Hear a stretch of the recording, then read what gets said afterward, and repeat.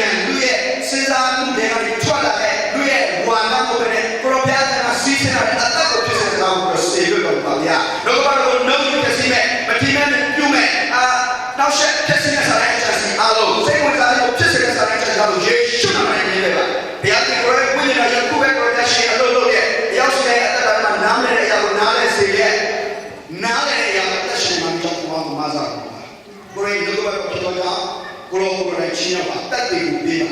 အချိန်နဲ့အဲ့ဒါလုံးကိုယ်ပိုင်အောင်ခံတဲ့အရှင်ကြီးရဲ့ရှိတာမှလည်းချင်းကိုချင်းဝင်စကန်ဆိုတော့မှာဗျာအာမင်ဟုတ်ပြီအခုကျွန်တော်တို့ဒီချင်းဝိုင်းနေပွဲတော့အားလေးဖြစ်ပါတယ်အဲ့တော့ချင်းဝိုင်းနေပွဲတော့လို့ပြောတဲ့အခါမှာကျွန်တော်တို့ကအဓိကဘာလို့ပြုတာလဲဆိုရင်ဖခင်ရဲ့မျက်မှောက်တော်ကိုပြုတာဖြစ်ဘာလို့ပြုတာလဲဖခင်ရဲ့မျက်မှောက်တော်ဖြစ်အဲ့တော့ဒီချင်းဝိုင်းနေပွဲတော်ကိုလာပြီးတော့ဖခင်ရဲ့မျက်မှောက်တော်ကိုမှသဘောပေါက်သွားရင်ဖခင်ရဲ့မျက်မှောက်တော်ကိုမှမခံစားသွားရရှုံးတယ်ကျွန်တော်လည်းရှုံးတယ်မရှိကိုမမလည်းရှုံးတယ်ဘာကြောင့်လဲအချိန်ပေးရငွေကြေးကုန်ကြမှုရှိတယ်အေးတဲ့ကကောင်းလာတာစီလာတယ်လူတင်မှန်းဟုတ်လားအတိအကျကဖျားကိုချီးမွမ်းတယ်ဖျားကိုကိုးကွယ်တယ်ဆိုတာဘယ်တဲ့ကိုတိုးနေလဲဆိုဖျားခင်ရဲ့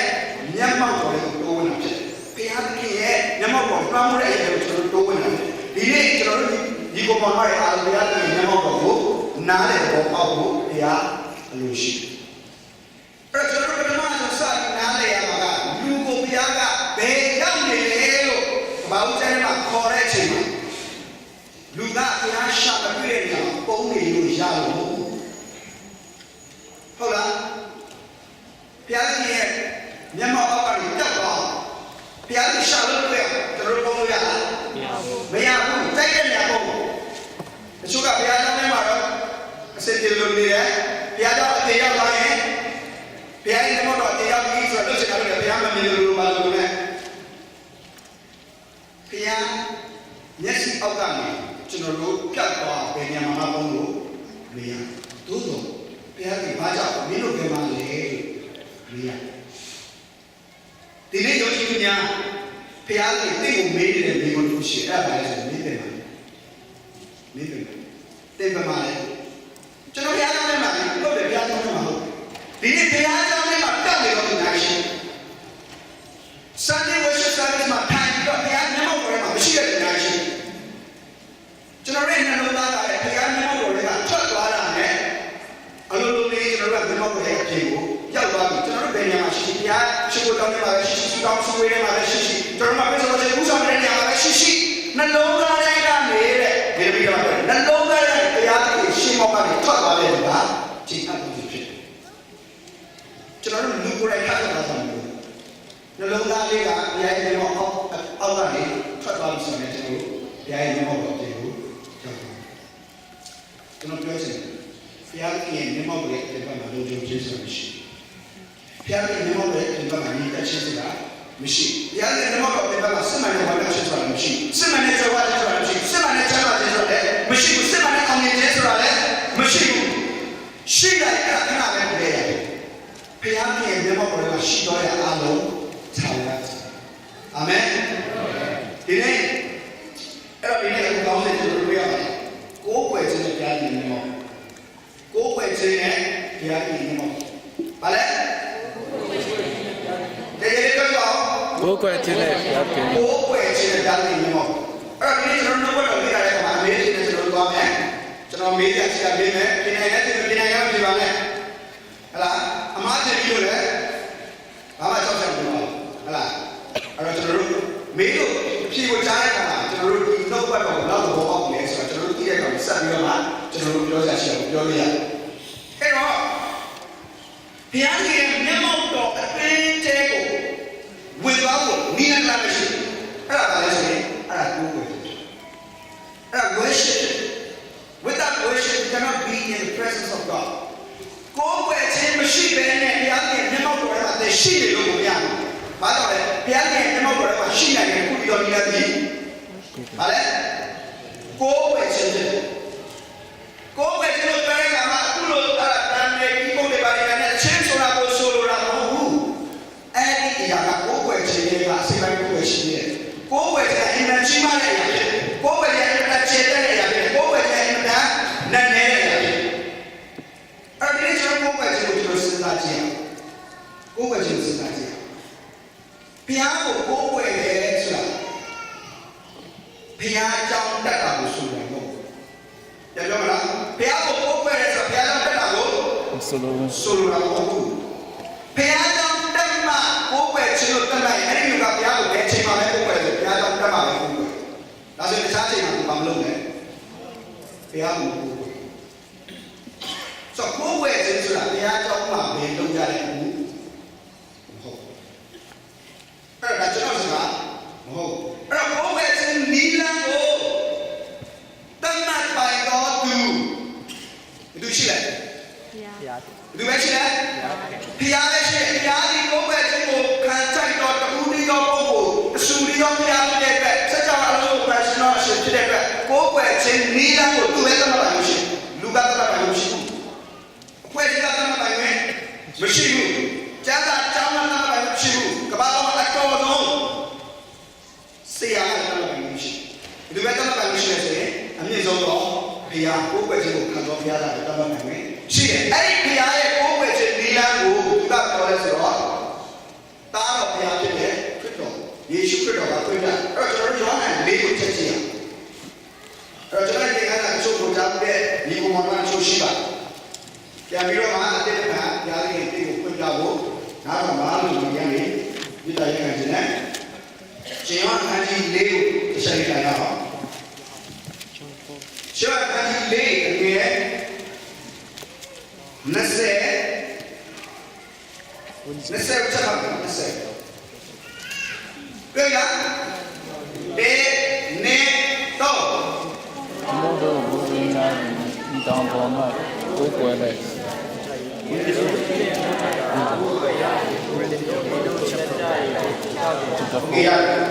ဒီနားလေးမှာသူ့ကိုပဲကြားလုံးဝတရားတော်ကြီးကျွန်တော်တို့အတွက်ဘာတော့ကောင်းလဲရွှေငွေတောင်းတော့ကောင်းတဲ့အရာကိုကျွန်တော်တို့ပြောတာဒီနေ့ကမှဆိုကြည့်ကြည့်တော့1 2 3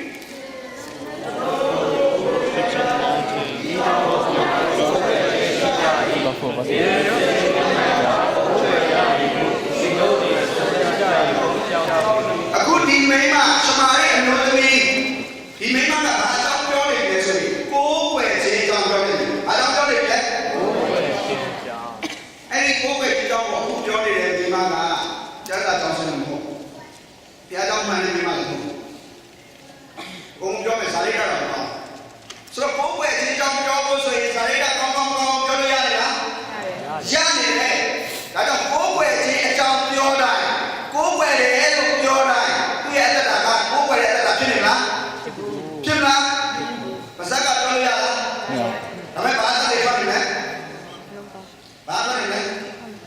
ကိုယ့်ရဲ့အတ္တကကိုယ်ွယ်လားမကိုယ်ွယ်လားဆိုတာတတ်သိပြောနေဒီအမျိုးသမီးဟာရှမာရိမျိုးဖြစ်တဲ့အတွက်အများနဲ့တို့ဘယ်မှာသွားပြီးကိုယ်ွယ်လဲဆိုတောင်ပေါ်မှာကိုယ်ွယ်တယ်ဘယ်မှာကိုယ်ွယ်လဲတောင်ပေါ်မှာကိုယ်ွယ်ဒါဆိုရင်ဘယ်မှာရရှိလားရရှိတယ်ဇာတိကကောင်းလားကဲဒီမှာရန်ကုန်မှာဘုရားကိုရရှိလားအတ္တကောင်းလားကောင်းဘူးကောင်းဘူးအဲ့တော့ဘုရားနဲ့မှာကြတယ်အဲ့တော့ဒီလူသမီးကသူကကိုယ်ွယ်တယ်လို့ကိုယ်သူထင်တယ်သူကကိုယ်ွယ်တယ်ထင်တာကဘုရားပါရှိကိုယ်အဲ့ဒါကိုယ်ွယ်တယ်လို့ထင်တယ်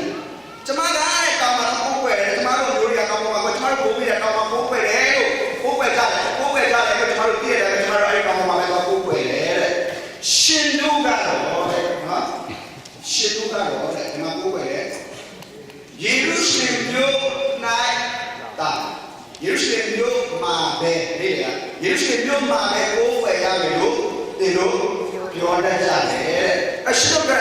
ကြီးကြီးကျယ်ဘုရားရှိခိုးတာဘယ်လားရှိခိုးပေါ့ရှင်တို့ကလာပြီးတော့ယေရုရှလင်မြို့မှာပဲကိုယ်ွယ်ခြင်းအမှန်လို့ရှင်တို့ပြောတတ်ကြဘူးလားဒီလိုတွေအဲ့ဒါမျိုးဟုတ်လားကျွန်တော်တို့ဒီနေ့ခိုင်းရတယ်လို့ရှိတယ်ငါတို့ဘုရားရှိခိုးမှာဘုရားရှိခိုးတဲ့ပုံစံမှာအမှန်တို့ဘုရားရှိခိုးတာအမှန်တော့ဘယ်လိုလဲဇာမမီကိုယ်ွယ်ရတယ်အမှန်မတော်လည်းကိုယ်ရင်တော့တို့လည်းကိုယ်ွယ်ဒီလိုကိုယ်ွယ်တာမှာဒီလိုအခုမှပေါ်လာတာဘာလဲဆိုရင်ပေါ်လို့ရတယ်အဲ့ဒါနဲ့ကိုယ်ွယ်ကြမှာရောအဲ့ယေရှုကဘာလို့ပြောလဲယေရှုကဘာလို့ပြောလဲနောက်ကလည်းဂျူးတယ်ဝိပဿနာတော့ပြောတော့ယေရှုကဣသရေလလူမျိုးပဲဘာလို့လဲ Yuda ဆိုတာဘာမျိုးလဲနောက်တစ်ခုစဉ်းစားကြည့်ပါဦးလေဝိရရှိနေတာကွာတယ်ယူဒကလေယူဒနဲ့လေဝိရညီကိုအဲ့လိုသိရတော့နော်အဲ့ဆိုရင်ဘာမှမညာမသိဘူးဒါကဘာမှမသိလို့ကလာညာလဲပြီးတော့ပြီးမှာပေါ့အဲ့တော့စာရအနေနဲ့လေးလေးလိုက်နေတယ်တော့ယူဒမျိုးပါဆိုပြီးကဲယူဒမျိုးဆိုတာဘာလို့လဲဟောဒီလေဒါဝိရပါလေတရားလိုမျိုးဟမ်ဒါဝိရပါလေဘယ်ရင်ဟောဒီတော့တော့တော့အဲ့တော့တမန်ရှောက်ကိုကြည့်လိုက်တဲ့အခါမှာဘုရားကလိုလာကွာဟဲ့ဒိတ်ပေးပါဒီလူကိုငါစိတ်တော့တွေ့တယ်လို့ပြောပြီးတော့ဘယ်ရင်ဖြစ်နေဝဲကန့်ခြင်းခံရတော်မူ၏ဒါဟုတ်ပြီယာကုပ်ပါဇက်ကနေဘယ်ရင်အမျိုးမပြတ်ရဘူးလို့ပရောဖက်ပြလိုက်တာယူဒမျိုးဖြစ်တဲ့ယေရှုကမင်းမျိုးကစဉ်းစားအဲ့တော့အခုယေရုရှလင်မြို့မှာဗိမာန်တော်ကမ္ဘာလုံးအခုပဲရှိတယ်ဒီမှာဒီလိုပြရတယ်မဟုတ်ဘူးကိုယ်ရဲ့ရေရောပြရတယ်ဗိမာန်တော်ဆိုရင်ဘယ်နှခုရှိလဲကိုယ်ရဲ့နေရာဆိုမှားကြတော့ရှိလားဒီမှာဆိုကျွန်တော်စဉ်းစားကိုယ်ရဲ့ပြရှိကိုရဲ့ဘယ်တော့ပြရှိကိုဘယ်တော့ရှိကိုမှာလဲဘယ်တော့ရှိကိုမှာပြရှိကိုကြောင့်လည်းညာအိမ်မှာရှိကိုမှာလားဆိုတာမေးတယ်ဘာကြောင့်လဲအင်တာနက်ကပြရှိကိုတွေရှိတယ်ပြတ်တော့ကလည်းနော်ဒီနေ့ကဆိုရင်ကြည့်ရတဲ့အချိန်လေးရတယ်အဲ့ဒါစကားမဟုတ်ဘူးဆယ်ပုံကြီးလို့နော်အဲ့တော့စဉ်းစားကြည့်ရယေရုရှလင်မြို့မှာရှိတဲ့ဗိမာန်တော်ကိုအစဆုံးသူဆောက်ခဲ့ရှောလမုန်ဆောက်ခဲ့ကျေးဇူးတော်တိုင်ခံခြင်းနဲ့ပြရရှိရှောလမုန်ဆောက်ခဲ့ရှောလမုန်ဒါဝိရဲ့တာဖြစ်တဲ့အတွက်ယေရှုရဲ့ဘေဘိုးမင်းဒီတော့ဒါဆိုရင်ယေရှုကကျွန်တော်တို့ဘိုးဘေးတို့ကြီးတဲ့တောင်မှာကိုးကွယ်တယ်ရှင်တို့ကတော့ယေရှုရှင်မှာပဲကိုးကွယ်တာအမှန်လို့ရှင်ပြောလိုက်ကြတယ်ဘုရားလို့မင်းရှင်ယေရှုကဘုရားရဲ့ခုကကိုပြောသူရဲ့ဘုရားကပြောတယ်အဲ့သူများကနေကောပြောတယ်ဒီမှာမရှိလားရှင်နဲ့ကြည့်ရတဲ့ကြည့်တယ်ဘာကရမှာဒီဘက်ကလည်းလို့ပါလို့ဒီကိုင်းဘက်ကရှာဘူးကိုဘက်ကကိုမျိုးဘက်ကလည်းရတာပါဟုတ်တယ်မလားအရေးကြုံလာရင်တွေးကစားပြောတယ်ဟုတ်တယ်မလားတို့တော့နိုင်ကရှိလာမပြောနေတဲ့အချိန်မှာမရဘူးတားနေကျွန်တော်စိတ်ကမရဘူးတယ်ဘယ်လိုမှလည်းမရအဲ့တော့ယေရှုကလည်းပြောရမယ်ဗတ်လိုက်ပြီးတော့ကာကွယ်ပြီးပြောရတာဟဲ့ဆိုရင်ဘယ်သူကပြောမလဲယူဒအမျိုးကစောက်ခဲ့စခဲ့ဗိမာန်တော်ကလည်းသူရက်ပြီးပြောမှာဟုတ်လားဟေးဒီဘာကြောင့်လဲဖျားကေကအမိတော်ရှိတော့ငါ့ဘိုးဘေးစောက်ခဲ့တာမင်းတို့ဖျားရှိတယ်ဖျားအဘယ်လိုအဲ့တောင်းမှရှိလို့သူအဲ့လိုပြောကြအောင်ရှာရှိတယ်သူပါဆက်တော့ငယ်27ကိုကြည့်ယေရှုကရှင်မင်းကအစကားကိုတော့ဒီတော်တို့ကဒီစုရင်းတို့သွားပါတယ်ပြီးတော့ကိုယ်တရားရဲ့အချိန်ကာလရောက်ဆွဲရှိဟုတ်ပြီအဲ့တော့ယေရှုကအဲ့ဒီတောင်းပါပဲကိုယ်ရမယ်လို့ပြောတဲ့ရှမာရိမျိုးတွေတော့လည်းလားလက်မခံဘူးဒါဆိုရင်သူ့ရဲ့ယေရုရှလင်မြို့မှာပဲကိုယ်ရမယ်လို့ရှင်ပြောတဲ့ဆိုတဲ့သားကိုတော့သူကဘောလို့လားမတူဘူးဟဲ့တောင်းမှာ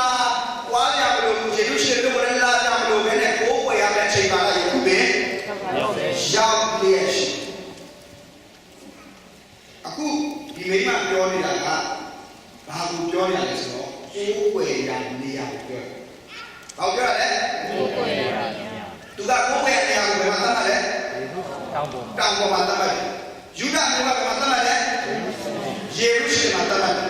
ဘုရားကဘယ်မှာသတ်မှတ်ဘုရားကဘယ်မှာဝိညာဉ်ထဲမှာမိုက်ကျွန်တော်လုံးလာဟုတ်ပါလေအဲ့တော့ဒီလိုစဉ်းစားရဒီဘက်ကဂိုင်းကတူပါလားဟုတ်နော်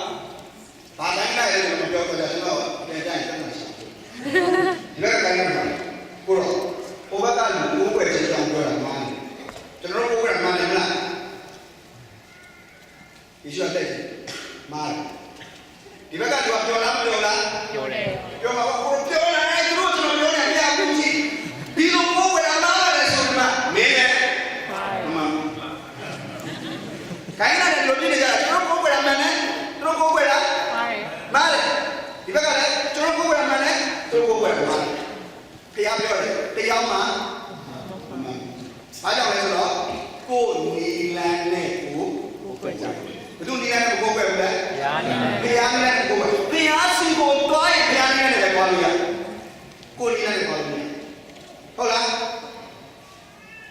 ကျွန်တော်ပြောပါတယ်တမရစီတွားရင်ကိုနီလန်းနဲ့ကိုတွားလို့ရတမရနီလန်းနဲ့ဖြစ်ကတဲ့ဆန်ဝိစာဖြစ်ကတဲ့ဆန်စကားကိုအဲ့ဒါတော့လည်းပြောပြီးတော့တမရရှိတွားပြီးတော့ကျွန်တော်တို့ဝင်တွေ့လို့မရဘူးတမရစီကိုတွားရင်ဘာတွေလိုက်လာရမယ်ဆိုတဲ့အချက်ရှိပြီးသားအဲ့ဒီနေ့ကျွန်တော်တို့နားလည်ရမှာဘုရားသခင်ကိုကိုးကွယ်တဲ့အခါဘုရားကသူ့နီလန်းကိုလူကိုဖွင့်ပြတာဖြစ်အဲ့ဒီနီလန်းနဲ့ဘုရားကသူ့စီကိုလာဖို့လို့ရှိဘုရားနီလန်းနဲ့လူနီလန်းနဲ့ဘုရားပေါင်းဘုရားနီလန်းနဲ့လူနီလန်းနဲ့ဘုရားပို့ပြီးပြည့်စုံဘုရားနီလန်းနဲ့လူနီလန်းနဲ့ဘုရားပို့ဆုံးတယ်ဘုရားနီလန်းနဲ့လူနီလန်းနဲ့ဘုရားပို့ပြီးတတ်ရှင်းတယ်ဘုရားနီလန်းပြည့်စုံတဲ့စုံတဲ့ကောင်းတဲ့တတ်ရှင်းတယ်အဲ့ဒီနီလန်းနဲ့ဘုရားနီလန်းအဲ့တော့အခုဒီမျိုးကြီးကနေရာကတ်တဲ့ကိုယ်ပဲချင်းကိုသူပြောလာတဲ့အခါမှာကျွန်တော်တို့သိရမှာကဘုရားဟာအကတ်တရှိတာအကတ်တမယ်နေရာအကတ်တနဲ့ဆိုရင်ဘာအကတ်တဖြစ်လာလဲနေရာအကတ်တဆိုရင်အချိန်အကတ်တဟုတ်လားစနေနေ့ကျရှိဖို့မယ်ဘုရားတော်မှာကျရှိဖို့မယ်ဆိုရင်အကတ်တရှိတယ်စနေနေ့နေ့ရှိဖို့လားဒီနေ့တော့ဘုရားပြောတယ်ကျတဲ့ချောက်ကနားလို့ဆိုင်ဘယ်လိုကြလဲနေကိုရှိဖို့လားဘုရားတော်ကလိုက်ကြတာ6ရက်လုံးလို့ရှိတယ်တချို့ကတော့ဘုရားတော်မှာ3နာရီမှထိုင်နေတယ်ဒါကြီးကျွန်တော်3နာရီထိုင်နော်โอเคနောက်နေ့တနေ့နေ့ production လာရှုံးတယ်3နာရီပြရတာတော့ပြောဒါမှမဟုတ်ဟုတ်လား3နာရီမှလာလိုက်တယ်3နာရီမှမကိုလိုက်တရားကိုချိန်ပေးရဆိုပြီးဒီနေ့ပြန်ခဲ့တယ်ဒါလေးတော့ကျွန်တော်မတတ်နိုင်ဘူးပါဆိုရှိအဲ့တော့အချိန်အနေအကန့်ဆိုရင်အချိန်အကန့်ဖြစ်လာနေအကန့်ဆိုရင်ဘာအကန့်ဖြစ်လာလဲအချိန်အကန့်ဆိုရင်အချိန်လေးကန့်တယ်နေကောင်းမှာဒီနေ့တော့အေးပြတယ်နောက်နေ့တော့အလုပ်များတယ်နောက်နေ့တော့1 day ရှိနောက်နေ့တော့ promotion တွေများတယ်နောက်နေ့တော့ vacation မှာဟာများလိုက်တာအချိန်ရတယ်ကျွန်တော်တို့ကနေရာကတ်တက်ထားလိုက်တာနဲ့ကျွန်တော်တို့ကအချိန်ကတ်တက်ဖြစ်လာဘုရားကိုယ်ကိုယ်ချင်းအချိန်ကတ်တက်ကနေမှာကတ်တက်ဖြစ်လာတယ်အချိန်အနေကတ်တက်ဖြစ်လာဘုရားကကတ်တက်ရှိလာကတ်တက်မဲ့လားယုံလားယုံတယ်အကန့်တက်မဲ့ဘုရားကိုအကန့်တက်နဲ့ကိုယ်ကိုယ်ရမရကျွန်တော်သမီး3နှစ်4နှစ်ပြည့်တော့သူ့အိမ်ကိုကျွန်တော်ယူပြီးတော့ဆွတ်လိုက်တယ်မြေကျွန်တော်ကောင်းတယ်နည်းနည်းမြေလိုက်စိတ်ဆိုးတော့ပြီးကျွန်တော်လာတော့လုပ်နေတယ်ကျွန်တော်သမီးအိမ်ကိုကျွန်တော်ယူပြီးလိုက်တယ်တော့ဒီစားတော့ဆွတ်တော့ဆွတ်ရတယ်ကိုပေါ်တော့ရောက်တယ်ပြည်ဒါကြောင့်လည်းဆိုရင်ကျွန်တော်ကကိုခန္ဓာကအကြီးကြီး30ကျော်40ဂျားထဲမှာရှိတဲ့လူရဲ့ကိုခန္ဓာနဲ့4နှစ်လောက်ရှိတဲ့လူရဲ့အိမ်ကိုယူပြီးဘလို့မှမဖြစ်ဘူးအဲ့တော့အကန့်အသတ်မဲ့ဘုရားရဲ့အကြံစီတွေကိုကျွန်တော်တို့ကဝင်ရမှာလားအကန့်အသတ်ရှိတဲ့ကျွန်တော်ရဲ့အကြံစီတွေကိုကန့်အသတ်မဲ့ဘုရားကျွန်တော်ဆွေးနွေးရမှာကန့်အသတ်မဲ့ဘုရားကျွန်တော်ဝင်ရမှာအကန့်အသတ်မဲ့ခြင်းကိုဝင်ရမှာအခုကဘာလို့လဲဆိုကျွန်တော်တို့ကအကန့်အသတ်မဲ့ဘုရားကိုကျွန်တော်ရဲ့အကန့်အသတ်မဲ့ဘာလို့လဲဆွဲတွေးဖို့ပဲကိုတော့3နာရီကိုဒီတရားတော်မှာနေရတာအိမ်မှာလာရှိအဲ့လိုပြောရမယ်ဆိုရင်ဒီလိုမျိုးတက်လာတယ်ဈေးမှာလည်းလာရှိရှော့ပေးထွက်ကိုပါလာရှိဝယ်လာဝယ်လို့မရစိတ်ထဲမှာတည်နေနော်ကျွန်တော်တို့ကတရားကိုတရားတော်မှာပဲကိုယ်အဲ့ဒီကိုယ်ွယ်ခြင်းကိုဘုရားလက်ခံလားလက်ခံမလားလက်ခံလားမခံဘူးဤတောင်တို့လာယေရှုမျိုးတို့မသွားပဲဆိုတာသင်ဘယ်နေရာမှာပဲရှိငါ့ကိုကိုယ်ပဲကိုအားလို့ရှိတယ်လို့ပြောတယ်အာမင်အာမင်တေးမရှိဘူးဘုရား ရားကြောင့်မကိုယ်ရလားရတယ်မှတ်သားပါတင်းရဲ့နေ့စဉ်အတ္တကိုကိုယ်ရဲ့နေ့ရဲ့ဖြစ်ကိုဘုရားလို့ရှိတယ်ဘုရားကြောင့်ဆိုတာကိုယ်ရဲ့နေ့မဟုတ်ဘူးကိုယ်ရဲ့ခြင်းကိုယူလာရတဲ့နေ့ကြောက်တော့မလားဘုရားကြောင့်ဆိုတာကိုယ်ရဲ့နေ့လားကိုယ်ရဲ့ခြင်းကိုယူလာရတဲ့နေ့ကိုယ်ရဲ့ခြင်းကိုတင်းတဲ့တာကကိုယ်ရဲ့ခြင်းရှိမှုဆိုဘုရားကြောင့်လည်းပါရပါမယ်ဘုရားကိုသစ္စာနဲ့အသက်ရှင်ခြင်းကနေကိုယ်ွယ်ခြင်းရှိဘူးဆိုရင်တေယူလာမှာသစ္စာရဲ့စัจ java ပဲယူလာတယ်အဲ့ဒါလည်းမုဒ္ဒတယ်အဲ့တော့ဒီနေ့ယေရှုခရစ်တော်ကငါ့ကိုကိုယ်ွယ်တဲ့အခါမှာတဲ့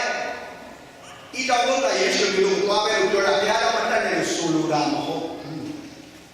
ဟာဒီနေ့ဆရာတော်ပြောပါလိမ့်ဘုရားတော်တတ်တယ်လို့ရှင်းနေမှာကိုယ်ွယ်ရတယ်ဟုတ်လားအိမ်မှာပဲအချိန်နဲ့ပြည့်နေလို့ပြောတာ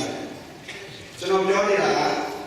နေ့စဉ်အတ္တထဲမှာရှိတဲ့ကိုယ်ွယ်ခြင်းအတ္တနဲ့ရစ်ကြီးကိုကျွန်တော်စံနေဒီမှာယုံကြည်သူတွေကြားတဲ့ကိုယ်ခန္ဓာတွေစုယုံတဲ့အချိန်မှာကျွန်တော်ယူလာပြီးတော့ဘုရားကိုတင်သူပူဇော်ဖို့ဖြစ်တယ်အာမင်အဲ့ဒါကိုဘုရားညွှန်တယ်အဲ့ဒါကိုဘုရားလုပ်တယ်ဒီနေ့ဘုရားရှိခိုးကျွန်တော်တို့လာတယ်ဘုရားရှိခိုးကျွန်တော်တို့လာတယ်ကျွန်တော်တို့အထဲမှာအပြည့်ပါလာတာသစ္စာလားမူတာဟောက်ခရပါလေဟောက်ခရပါလေနေတော့ဒါပေမဲ့ဆရာရန်ပြောတာဆရာကရန်ပြောတာဒါပေမဲ့ကျွန်တော်တို့လည်းဟုတ်တယ်ဟုတ်တာသိလားလို့သိပြင်လားလို့မသိဘူးလက်ရဆရာရှိလားလက်ရတဲ့ရှိအဲ့ဒါဒီဆောင်မပြောနိုင်ဘူးမနေ့ပြန်ဆိုတာရှိတာတော့ဘယ်ပြောနိုင်လဲဒါပေမဲ့မနေ့ကကိုရှိအောင်သိချင်တင်းအသက်တာကမနေ့ကကိုကိုယ်ပဲဒီနေ့ဘုရားရှိခိုးကြောက်ပါမယ်ဆိုရင်ဘုရားရဲ့တစ်ထဲကိုကြည့်လိုက်ပါတွေ့တယ်သစ္စာတွေ့လားဘုရားတွေ့ဘုရားကဘာစကားပြောချင်သူငယ်ကတွေ့ပါပြောချင်ဒါလူသစ္စာရှိတော်ငယ်လားကောင်းဆိုဝမ်းနဲ့ဝမ်းသာပီတိနဲ့ပြောချင်လားဟေးပြောချင်ဘုရားနဲ့ကောင်လေးတက်လာလို့လို့ပြောတယ်ကဲဘုရားရှိခိုးဘုရားအကောင်လို့ပြောတာကျွန်တော်ခံချင်လားဘုရားကပြောချင်တယ်လားဒါပေမဲ့ဒီနေ့ကျွန်တော်တို့သစ္စာနဲ့ဘုရားကတော့ဘယ်လိုလဲဘုရားဘုရားကြောင့်မှတော့ပဲကျွန်တော်ဘုရားကိုကိုယ်ွယ်အဲ့ဒီကိုယ်ွယ်ခြင်းဒီဘုရားဖြစ်တယ်ဘုရားရှိခိုးတဲ့အချိန်နဲ့ဘုရားကိုကိုယ်ွယ်ဆိုရင်အဲ့ဒါဘုရားဖြစ်တယ်ဟာလေလုယာဆိုပြီးပါလိကြာကြည့်လိုက်ရအောင်ဆွဲနေဆိုရင်အဲ့ဘုရားလည်းတော့ဘုရားဟာဘုရားကြီးကောင်းမြတ်တယ်ဘုရားကြီးကောင်းမြတ်တယ်ကောင်းအောင်ဆုံးတယ်ဘုရားကြီးကောင်းမြတ်တယ်နောက်နေ့ဆိုမူဘုရားကြီးကောင်းတယ်ကိုယ်လည်းကောင်းကောင်းဒီကကောင်းတယ်ဘုရားကြီးလည်းဝါတယ်ဘုရားကောင်းတယ်တော့ကြောင်ပွဲတော့ကောင်းလားဘယ်လိုလုပ်ကောင်းဘုရားရှိရောက်သွားရင်ဘုရားကျွန်တော်တို့ကြည့်ပြီးတော့ပြောတယ်ဒါဘူးသစ္စာရှိတော်မူအာမင်ဒီမှာရှင်းနေပုံမှာရောက်ရင်ဘုရားရှိရောက်သွားရင်အဲ့ဒီအတန်ကိုကြားချင်တာကြားချင်တာဒီလေရွေးချယ်ရခြင်းဖြစ်ဘုရားကဒီလိုမှစင်းတဲ့အခါမှာဒီလိုကြည့်ပြောတယ်ဘာလဲဆိုရင်အလွန်ကောင်းတယ်ကျွန်တော်တို့ယုံကြည်သူဒါမှကဘုရားကိုသိတဲ့သူတွေအားလုံးကိုဘုရားမှတ်ချက်ပြုတဲ့သားပါလဲဆိုရင်အလွန်ကောင်းတယ်အဲ့ဒါကျွန်တော်တို့တက်တာရဲ့အစမှာကျွန်တော်တို့သိရမယ်ကျွန်တော်တို့အသက်ရှင်ခြင်းထဲမှာကောင်းတာကိုမသိမကောင်းတာကိုလည်းမသိဘာမှမသိတဲ့အချိန်မှာလည်းကကောင်းတာကိုမလုပ်တတ်ခင်မကောင်းတာကိုလည်းမလုပ်တတ်တဲ့အချိန်တွေကဘုရားကပြောနေတယ်ကောင်းတယ်အလွန်ကောင်းတယ်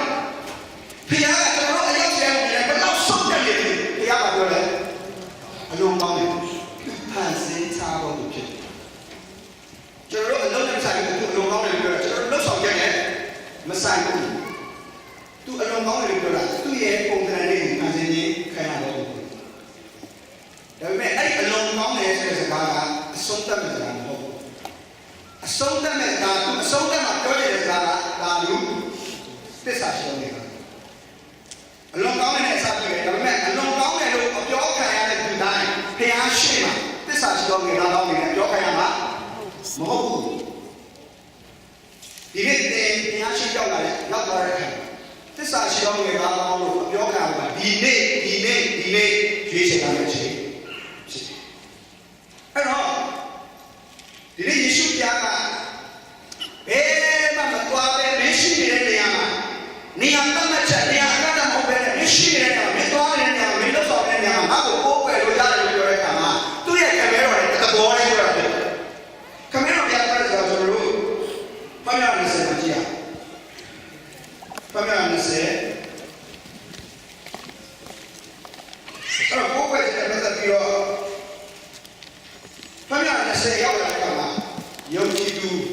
ပုံဆောင်တဲ့ဒီဣသရေလလူမျိုးတွေရတတ်တာဣသရေလလူမျိုးတွေဒီအဲဂုတ္တုပြည်ထဲကနေရွေးထုတ်ခြင်းခံရတယ်ဣသရေလလူမျိုးတွေရွေးထုတ်ခြင်းခံရတယ်အဲဂုတ္တုဆိုတာလောက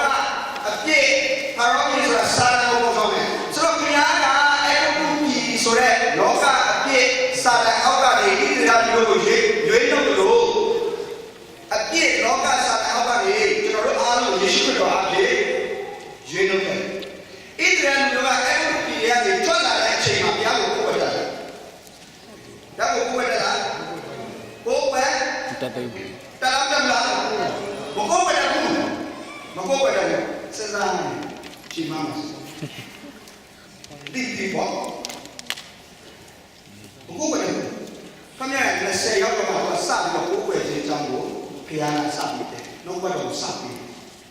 အဲ့ဒီမှာပြည့်တဲ့10ပါးနဲ့စပြီးငါမှလည်းအခြားသောဘုရားကိုမကိုးကွယ်ရရုပ်ရှင်ကိုမလုပ်ရဥပချဝတ်ပြုရလို့ဆိုတော့သူကအဲ့ဒါစတာပြောတယ်ဖိတ်ဆုံးတစ်ချက်ကလည်းစတာလေငါမှတပါကိုးကွယ်ခြင်းမမဟုတ်ဘူးဖိတ်ဆုံးတစ်ချက်ဘာမှမလာရင်ဒီရွက်စကားပါလေကိုးကွယ်ခြင်းမမစီဘာမှမပြောရင်မရင်တော့လေကိုးကွယ်ခြင်းမမစီဒီနေ့တောင်ကိုးကွယ်တဲ့အချိန်လေးတော့ရတဲ့ဆွဲလာတော့ရတဲ့ကိုဟာတော့တုံးရတဲ့ရတဲ့အမြဲတမ်းစဉ်းစားပြောပေါ်နေတဲ့ရဒီကိုဝင်နေတာဒီတဲ့အတ္တကဘာကနေရရဆုံးတဲ့အချိန်ကိုဘာကအရှိဆုံးလဲတဲ့ငွေကြီးတွေဘယ်မှာပုံပြရှိနေတော့မယ်အဲ့ဒါဒီကိုဝင်နေတာကျွန်တော်ယုံကြည်တော်များများတော့ဘုရားကိုကိုးကွယ်တယ်လို့ကျွန်တော်တို့လည်းပြောတယ်အဲ့ဘုရားနဲ့ပတ်သက်လာရင်ကျွန်တော်ချိန်တော့ပြီဘုရားကိုချိန်ပြီးတော့ဘယ်လောက်စဉ်းစားလဲဘုရားရဲ့မျက်မှောက်တော်ကကျွန်တော်တို့ဘယ်လောက်နေဘုရားရဲ့နှုတ်ကပတ်တော်ကျွန်တော်တို့ဘယ်လောက်ချိန်ပြီးလဲအဲ့ဒီအရာကျွန်တော်တို့အဖို့ကပြီးတယ်လောကအရာတွေနဲ့ကျွန်တော်တို့ဘုရားရဲ့အရာတွေဘယ်ဟာကိုစာမှတ်ပြီးဘယ်ဟာကိုကျွန်တော်တို့ရောက်နေကျွန်တော်တို့ရဲ့စာမှတ်ခြင်းမှန်ရင်ရောက်ရဲခြင်းမှန်တယ်ပြောနော်စာမှတ်ခြင်းမှန်ရင်ဘာမှလဲရောက်ရဲခြင်းမှန်စာမှတ်ခြင်းမှားရင်ရောက်ရဲခြင်းလေမာဘုရားကိုစာမှတ်တော်သူလောကအရာတွေဘုရားကိုစာမှတ်ရင်လောကအရာတွေဘုရားကမှရောက်ရဲရင်လောကကမှစာမှတ်လောကကမှစာမှတ်ရင်ဘုရားကမှရောက်ရဲဟုတ်လားဟုတ်လားဒီနေ့နေရာလုံးကျွန်တော်တင်တဲ့ကြတော့ဤစိတ်နဲ့စားရဲနောက်နေ့ကျွန်တော်တင်တော့ဤဟုတ်လားဟုတ်လားကျွန်တော်တို့မြန်မာပြည်မှာလေကိုရီးယားကတော့ဒီစိတ်ပါတယ်မရှိဘူး။တရားလူတော်ကြီးကိုရီးယားကလည်းလာလိုက်ရကျွန်တော်နည်းနည်းဝင်ကြည့်လိုက်ဒီဟာနောက်ဆက်လက်ပြီးတော့ဒါအဲ့ဒါလည်းငိုလို့ဆိုကြည့်လို့ဆိုမြေကလို့ဆိုပြောလို့ဆိုဖို့ကကြည့်နေလားကြည့်ပြီးပြန်ပြောအတော့လာကြည့်ပြီးပါပြောတာလည်းကြည့်ပြီးကိုလည်းကြည့်ပြီးဘောလုံးပဲလည်းတိုင်းဘောလုံးပဲတော့ပြောတယ်တော့လို့ပြီးနိုင်နေပါလားဘုရားတော်တဲ့ရောနိုင်ရအောင်လို့ဟုတ်လားတေဘေးရာကိုစာမှတ်တယ်ဆိုတာကဘေးရာကိုရောက်ရဲခြင်းဖြစ်စေတယ်ဆိုတာတေဘေးရာကိုစာမှတ်တယ်မှန်ရင်လောကအရာတွေပတ်သက်တဲ့ပြည့်စုံရှိတယ်မှန်ကန်တဲ့ရောက်ရဲခြင်းရှိကိုယ်အမိတရားပြီးကိုယ်တရားလိုချင်တာကတော့ဖြစ်မနေဘူးအာမင်အဲ့ဒီနေ့တရားပြည့်တဲ့ဆယ်ပါးမှာပထမဆုံးတစ်ချက်ကဘာမှမဟုတ်တော့လေတဲ့ဆုံးပါနေပါကိုရီးယားဘောလုံးလား Facebook လား Internet လားဘာလဲ Satellite TV လား Shop လားပြန်စမ်းဒီနေ့ကျွန်တော်တို့နှုတ်ပတ်တော်ဟာတန်ပြည့်တယ်ပါလို့ပြောတယ်နားလဲဆိုရင်စိတ်ရှိပါနဲ့စောင်းပြောတယ်လို့လည်းပြောပါတယ်တဲ့ကျွန်တော်ပြောတာမပြောဘူးဘုရားကကျွန်တော်တို့စာကြည့်တဲ့ဖြစ်နေတာကျွန်တော်လည်းနာကျွန်တော်ဘုရားပြောတာကျွန်တော်ကြားဒီစိတ်နေတာကျွန်တော်ဟိုနေ့က Facebook ပေါ်မှာကျွန်တော် post လေးလုပ်နေတယ် Facebook နဲ့တော့ဘယ်ဟာကိုမင်းတို့ချိန်ပေးကြတယ်လို့ကျွန်တော်အဲ့ဒါကြီးလိုက်အောက်ကနေပြောတာပါတယ်ဒီ ဘာလဲကျေးဇူးတင်ပါတယ်မဆေးနာမနော်ဒီလားဟောဒီလားနာမမသိတော့ဒါတက်လာတယ်နာမမသိရင်နာတော့နာမမသိတာပြရတယ်ဟုတ်တယ်လူလားဟုတ်တယ်လူရဲ့ကိုမိပါဆိုဘူးလူရဲ့ကိုသွားပြီးတော့ဒါနဲ့ကိုအဲ့လူရဲ့ကြာနာမသိတာတော့ဘုရားစကားဆိုတာကျွန်တော်တို့ရဲ့ဇာတိပိတာကိုထုတ်ချေခွေပြီးတော့ကျွန်တော်တို့ကိုချိုးခဲ့တဲ့တတ်ဆင်သွားစေတဲ့အရာဖြစ်ခံရလို့ကြောင်းလဲ